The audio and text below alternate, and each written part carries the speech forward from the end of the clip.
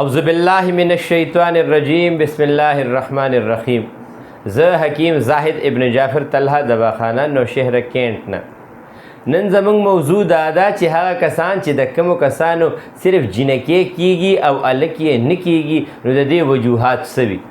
چونکې دا زما په اردو کې او په پښتو کې په دې کې زما ویډیوګانې موجود دي، خو دومره تپوسونه بار بار خلک کوي چې د هغې د وجې اوس دا ما په پښتو کې دا زه ځکه جوړم. دا یاد ساتئ، قرآن کې الله تعالی فرمایي سوره شورا کې یهب لمن یشاء اناسا و یهب لمن یشاء ذکورا او یزوجهم ذکرانا و اناسا و یجعل من یشاء حکیما. الله فرمایي چې زامن ورکول زما کار دی، لونه ورکول زما کار دی، ګډ وډ ورکول زما کار دی. و یجعل من یشاء حکیما، چې څوک شنډو ګرځم څوک دی ولا ورکي. نو الک او جینه بیا د دې د پیدایش طریقه سره د الله تعالی خپل یو قانون او قدرت دی. دا یاد ساتئ چې هغه کسان چې کله هغوی ودونه وکړي او د هغوی بچي نه کیږي نو هغوی که د قرآن دا آیت ووایي چې یاره به دا خو الله وایي چې زه ورکوم، نه، هغوی به د قرآن دا آیت هم مني.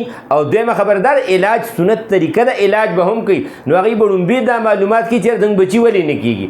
نو د دې دپاره د سړو دپاره سیمن انالیسس وي، د سیمن انالیسس د منې ټیسټ وي چې هغه ټیسټ وکړي هغوی کې پرسنټیج د 60 نه زیات وي نو بس خبردار چې سړی ټیک ټاک دی. بیا که چېرې د یوې زنانه مهواري په ټایم نه راځي، د ملاوېدو په ټایم کې د هغوی وجود دننه سودي ډېر زیات، سپینې اوبه ډېرې زیاتې وي، نو دا بیا ټولې مسلې هغې سره ریلیټډ وي.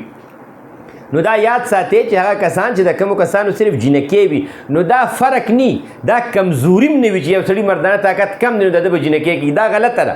دا یاد ساتئ دا د سړي په وجود کې وای کروموسوم نه جوړیږي. موږ چې کومه دوی ورکوو نو دا د وای کروموسوم ده، بقایه فضل به الله تعالی کوي. او د هغې وجه دا ده چې دا سنت طریقه ده چې کله ستا په وجود کې د دې پته څنګه لګي.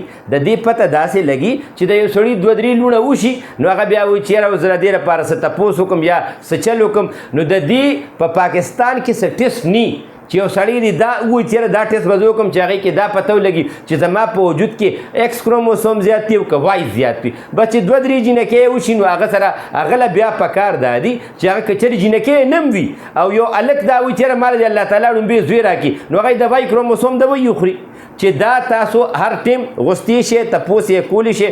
دا زما د 29 سال نسخه ده او دا د رب احسان دی. دا موږ ډېرو زیاتو خلکو ته ورکړو، د الله تعالی فضلونه په هغې کېږي. خو زه هغوی ته لومبې دا وایم چې دا یاد ساتئ دا کار د الله دی، سنت طریقه موږ وکړه. خو چې موږ چاته دوی ورکړې ده او هغوی هغه خبرې اکثرې منلې دي نو دا د رب احسان دی چې د هغه لا لور نه ده شوې. د دې دغه چې کوم دی دا په دې باره کې تاسو زما نه تپوس کولی شئ قدرت اسلامک پوینټ آف ویو سره او ساینسي لحاظ سره هم. دلته زموږ پښتانه څه چل کوي چې د یو زنانه 2 یا 3 بچي وشي نو د هغې هغه مور به هم راپاسي، وروڼه او خویندې به هم راپاسي، یاره موږ خپل زوی له واده کوو. نو دا غلطه ده.